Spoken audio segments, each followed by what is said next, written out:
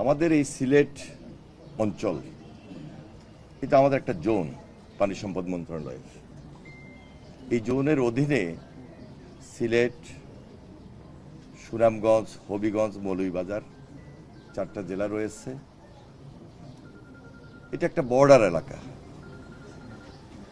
এবং এখানে পাহাড়ি অঞ্চলের কারণে সব সময় একটা ঢলের পানি প্রতিনিয়তই এটা আসছে এবং বর্ষা যখন আসে তখন আমাদের এই অঞ্চলে বন্যা হয়ে যায় এবং প্রতি বছরে আমরা এই প্রবলেমটা ফেস করছি এবং এটা আমাদের জন্য একটা চ্যালেঞ্জ।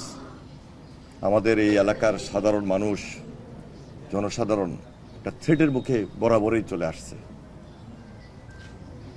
আমরা এই চ্যালেঞ্জটাকে খুব দ্রুততার সহিত যেন ফেস করতে পারি, মোকাবেলা করতে পারি, সেজন্য ইতিমধ্যে চলমান আমাদের কিছু প্রজেক্ট আছে।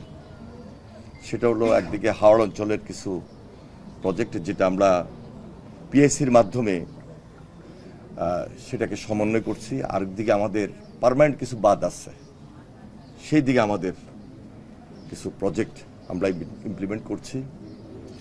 তাছাড়া সীমানার মধ্যে আমাদের বাদ দিয়ে আমরা সব কিছু শেষ করতে পারছি না। এখানে আমাদের ব্যাংক প্রোটেকশন এটা খুব জরুরি। সেই জন্য আমাদের একটা প্রজেক্ট ইতিমধ্যে আমরা হাতে নিয়েছি আমাদের মন্ত্রণালয় থেকে।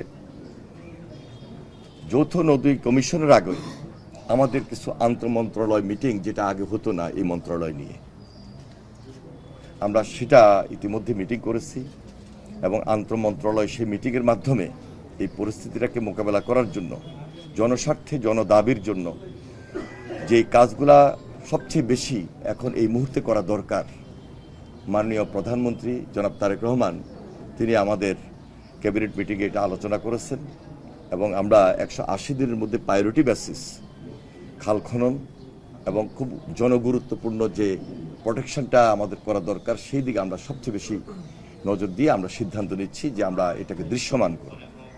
এর বাহিরে আমাদের জনস্বার্থে যে কাজগুলো খুব বেশি জরুরি হয়ে দাঁড়িয়েছে এবং এই জোনে, এই সিলেট অঞ্চলে পাহাড়ি ঢল, বন্যা, বর্ষা এটাকে মোকাবেলা করার জন্য জনগণের পাশে, জনগণকে সুবিধা দেওয়ার জন্য যত্র কাজ তো করলে হবে না, সবচেয়ে দায়িত্বশীল এবং সবচেয়ে জনগুরুত্বপূর্ণ যে প্রোগ্রামটা, যে প্রকল্পটা বেছে নেওয়া দরকার সেটা আমরা প্রায়োরিটি দিব এবং ধারাবাহিকভাবে এই কাজগুলা আমরা শেষ করব।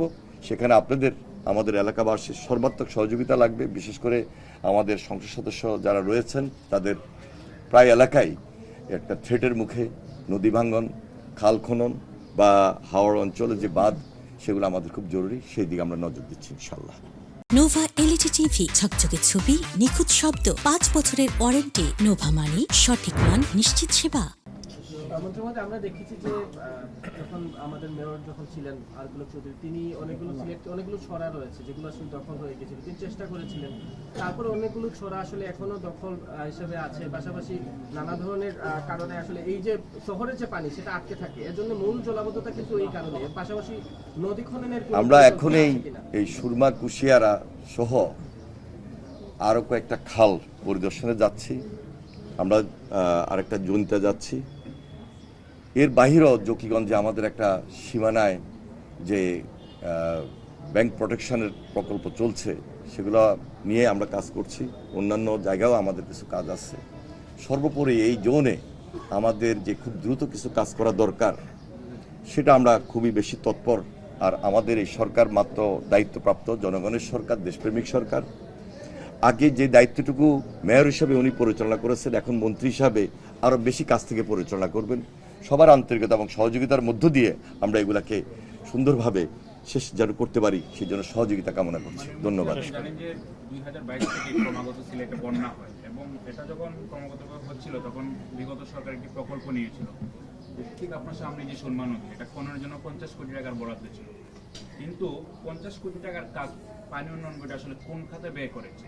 যদি ব্যয় অরিজিনালি করে থাকতো তাহলে 24 বন্যাটা আমরা দেখতে পাচ্ছি।